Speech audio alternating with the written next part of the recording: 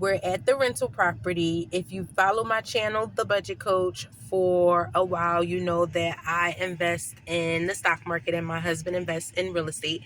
So we're at one of the rental properties. We're coming to mow the grass right now, but my husband's going to share some information with you about how he is increasing his income by purchasing this property that he has.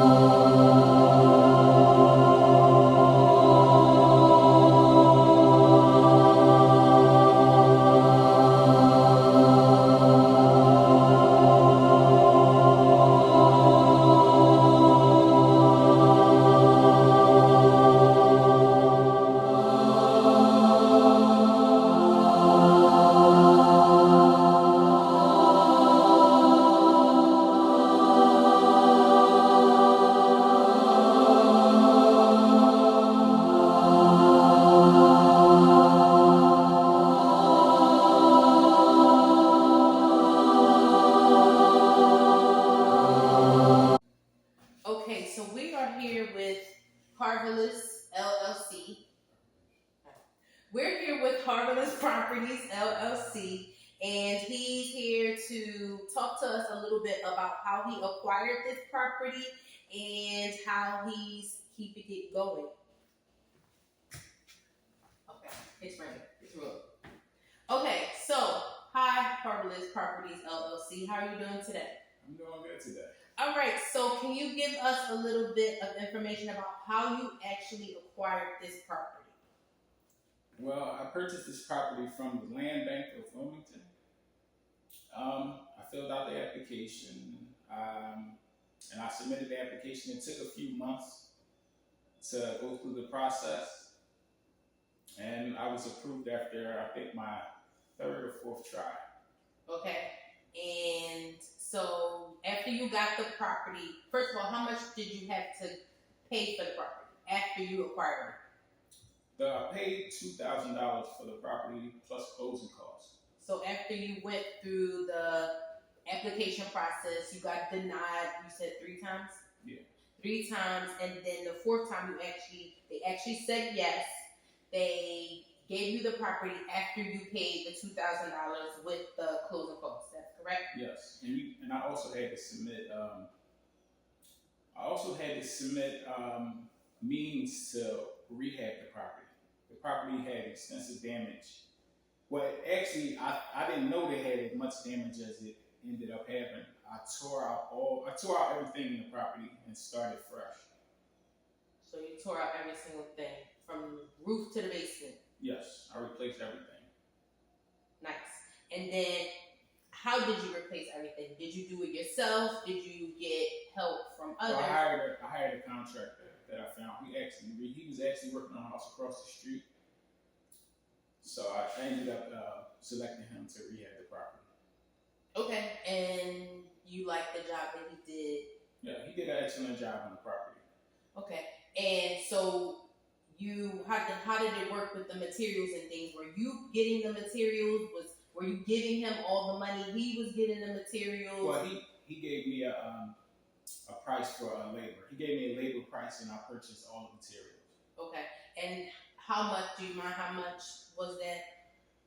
Well, he charged me $30,000 for his labor. And how long was that? Over the course of how many days or weeks? For the project. Oh, for the whole project. Yeah. For the length of the entire project. It ended up costing a little bit more because little extra things that he wanted. So I ended up giving him, I think 35 or $38,000, I forget. So $35 to $38,000 just in labor, and you bought all of the supplies for him. Right. And you just had them available at the house for him to start work. Well, some of the materials we would go to the store together and pick up. Some I had delivered.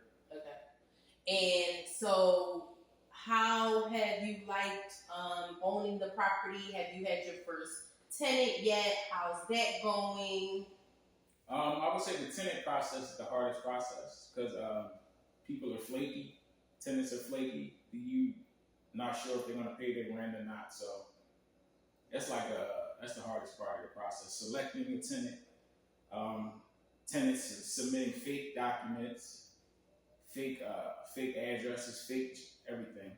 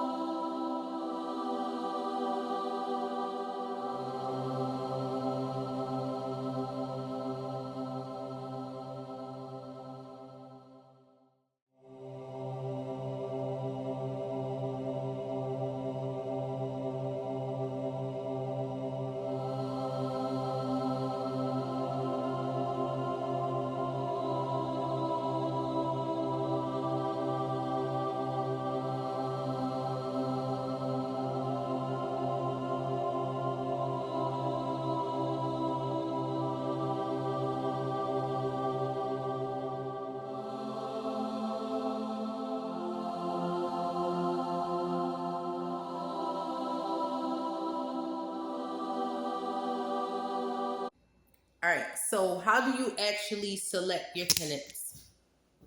Well, you select the tenant by going through their paperwork, making sure that their employment is what they say it is, their credit is what they say it is, and that they have enough money to move in. A lot of people didn't even have the money to move in. Okay, and you've had your first tenant, right? Yes. And that went pretty okay? That went okay for the most part. Okay. But she actually moved out. She said she didn't like the area, so she left. Well, I let her. Yeah, she's still under contract, but I let her leave. Yeah. Okay. And now you're working on finding a second tenant? Yeah, I'm working on finding a second tenant now. I went through the Section 8 process, and I've been approved for Section 8, but a lot of Section 8 tenants, they don't have the money, the move-in money, the security deposit. So that's been another problem with Section 8 tenants. So are you willing to go outside of Section 8 again, because your first tenant was not a Section 8 tenant? So are you willing to go outside of Section 8 again in order to get a tenant? I'm currently exploring all options. I currently have a tenant that I'm thinking about. I'm just waiting now to see if he's going to come through. Okay. And overall, how would you rate this whole experience? Because this was kind of like a passion project that turned into a business. Would you say that? I guess you could say that. Because you've been wanting to do it for a long time, and now you are here at this point. Right. And are you satisfied with it? This is what you want to do. You want to continue. Well, I'm here now, so I'll just have to see it out. So Okay. I'm here. So the hardest part has been finding tenants. That's the hardest part. Okay. So this property is actually done, but you have another one in the works, correct? Yes. What? And so, how long do you foresee that process? I think that should take probably maybe another 6 months to a year. Okay. And that's because you are doing these properties no debt and you're just cash flowing them, correct? Yes. I'm trying not to take out loans on these properties. Debt free. Debt free. All right. Anything else you want to say to the people? Any tips? Any last anything? No. Give it a try if you want to. Okay. Give it a try if you want to, guys.